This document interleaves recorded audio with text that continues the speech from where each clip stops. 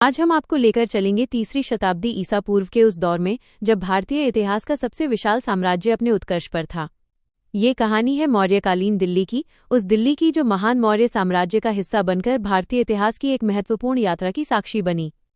कल्पना कीजिए, लगभग 2300 वर्ष पहले की दिल्ली। न लाल किला था, न कुतुब मीनार और न ही आधुनिक राजधानी का स्वरूप। यमुना के किनारे बसी छोटी छोटी बस्तियां, कृषि भूमि और व्यापारिक मार्ग इस क्षेत्र की पहचान थे। लेकिन इस शांत भूमि पर एक विशाल साम्राज्य का प्रभाव स्थापित हो चुका था, मौर्य साम्राज्य। 322 BC में चंद्रगुप्ता मौर्य ने मौर्य साम्राज्य की स्थापना की। उत्तर भारत के अनेक क्षेत्रों की तरह दिल्ली का क्षेत्र भी इस साम्राज्य का हिस्सा बना। पहली बार एक शक्तिशाली केंद्रीय शासन ने इस क्षेत्र को व्यापक राजनीतिक व्यवस्था से जोड़ा। समय आगे बढ़ा और मौर्य साम्राज्य अपने चरम पर पहुंचा। अशोका के शासनकाल में यह साम्राज्य भारतीय उपमहाद्वीप के विशाल भाग में फैल गया। दिल्ली भले ही उस समय साम्राज्य की राजधानी नहीं थी, लेकिन इसका रणनीतिक और व्यापारिक महत्व लगातार बना रहा। दिल्ली की विशेषता थी इसकी भौगोलिक स्थिति।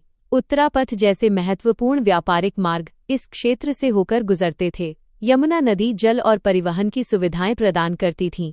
यही कारण था कि मौर्य प्रशासन के लिए यह क्षेत्र संपर्क और व्यापार की दृष्टि से महत्वपूर्ण था। मौर्यकाल केवल राजनीतिक शक्ति का युग नहीं था, यह प्रशासन, व्यापार, शहरी विकास और सांस्कृतिक आदान प्रदान का भी काल था।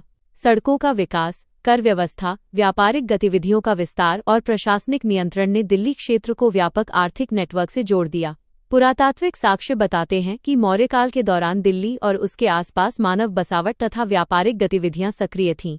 ये क्षेत्र गंगा यमुना के मैदानों और उत्तर पश्चिम भारत के बीच एक महत्वपूर्ण कड़ी के रूप में कार्य करता था। फिर आया वो समय जब सम्राट अशोक ने कलिंग युद्ध के बाद बौद्ध धर्म और अहिंसा का मार्ग अपनाया। उनके संदेश पूरे साम्राज्य में फैलने लगे।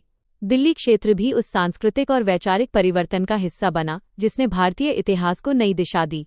आज जब हम आधुनिक दिल्ली को देखते हैं तो मौर्यकाल के स्मारक यहाँ बड़ी संख्या में दिखाई नहीं देते, लेकिन इस भूमि ने उस युग को देखा है जब भारत पहली बार एक विशाल राजनीतिक इकाई के रूप में संगठित हुआ था।